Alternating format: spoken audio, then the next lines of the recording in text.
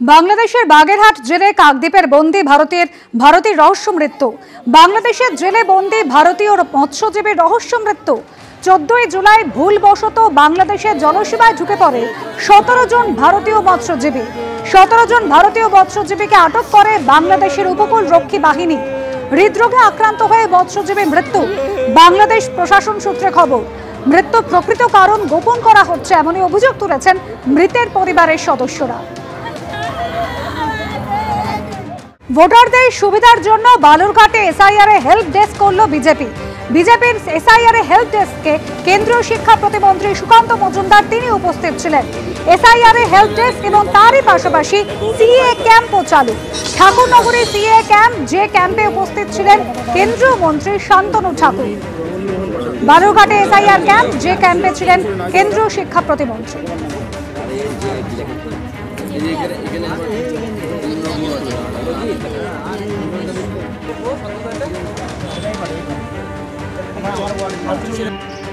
শিলিগুড়িতে CA camp, সেই ক্যাম্পে ছিলেন বিধায়ক শঙ্কর ঘোষ।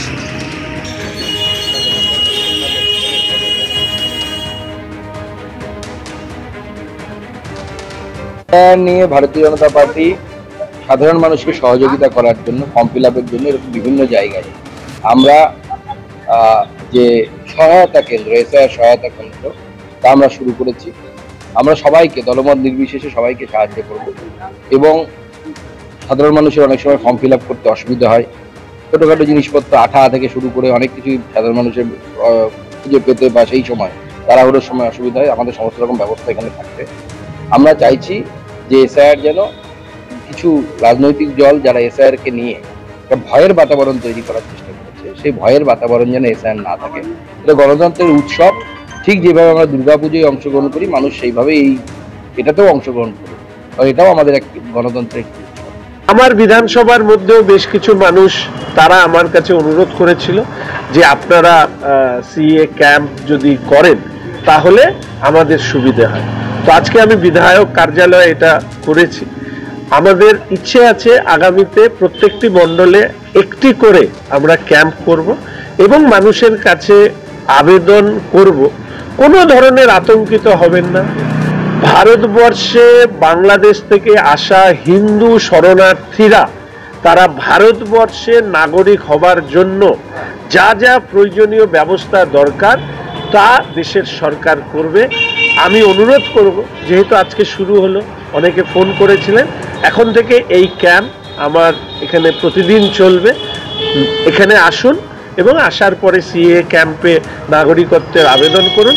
যা যা সহযোগিতার দরকার সেই সহযোগিতা আমরা এই বিধায়ক অফিস থেকে এবং পরবর্তীকালে আমার আরো 4টে ক্যাম্প করার ইচ্ছে আছে, সেখান থেকে আমরা করে দেব।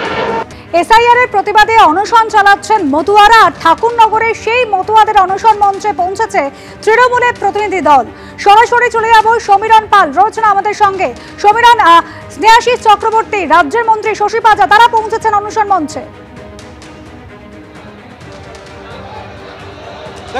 12তম দিন এই আমরণ অনশনের এবং ঠাকুরনগর মতুয়া ধামে এই মুহূর্তে রাজ্যের দুই মন্ত্রী, ক্যামেরাম্যান প্রবীরদের তোমায় ছবিটা দেখাচ্ছে, যে রাজ্যের পরিবহন মন্ত্রী স্নেহাশিস চক্রবর্তী এবং রাজ্যের আরও এক মন্ত্রী শশী পাজা তিনি পৌঁছেছেন এবং তারা প্রথমে এসে মমতা ঠাকুরের সঙ্গে কথা বলেন, সংঘাধিপতি তথা রাজ্যসভা তৃণমূল সাংসদ। আজকে 12তম দিন অনশনের এবং তারা এসে পৌঁছেছেন এবং মতুয়া মহাসংঘের তরফ থেকে যে এসআইআর এর বিরোধিতা করে যে আজকে যে 12তম দিন অনশন চলছে, তারা বাংলাদেশি কোনো নথি দেবেন না এবং নিঃশর্ত নাগরিকত্বের দাবিতে এই আমরণ অনশন। প্রবীরদের তোমাকে ছবিটা দেখাচ্ছে যে একে একে অনেকেই অসুস্থ হয়ে পড়েছেন এবং সাধু, পাগল, গোসাই, দলপতিরা তারা এই অনশন মঞ্চে সামিল হয়েছেন এবং তারা আজকে অনশনে এসছেন। একে একে সমস্ত রাজনৈতিক নেতৃত্ব এসছেন। আজকে শাসক দলের তরফ থেকে দুই মন্ত্রী আপনাদের এখানে এলেন, কি বলবেন? না, এখন তো অনেক কথা উঠছিল, তৃণমূল কংগ্রেস থেকে কেউ আসেনি, অনেক কথাই হচ্ছিল, অনেক কথা শুনতে হয়েছিল আমাদের। আমি বারবার করে বলেছি যে অবশ্যই আসবে, আমার তৃণমূল কংগ্রেস আমাদের পাশে আছে, মতুয়াদের পাশে আছে। আজকে সেটা সত্য হয়ে গেল যে একেবারে অনশনে আজ দ্বাদশ দিন। আমাদের প্রতিনিধি যেরকম দেখাচ্ছেন, সেই অনশন মঞ্চে সামিল হয়েছেন রাজ্যের মন্ত্রী শশী পাজা, স্নেহাশিস চক্রবর্তী, তারা এসেছেন। নমস্কার।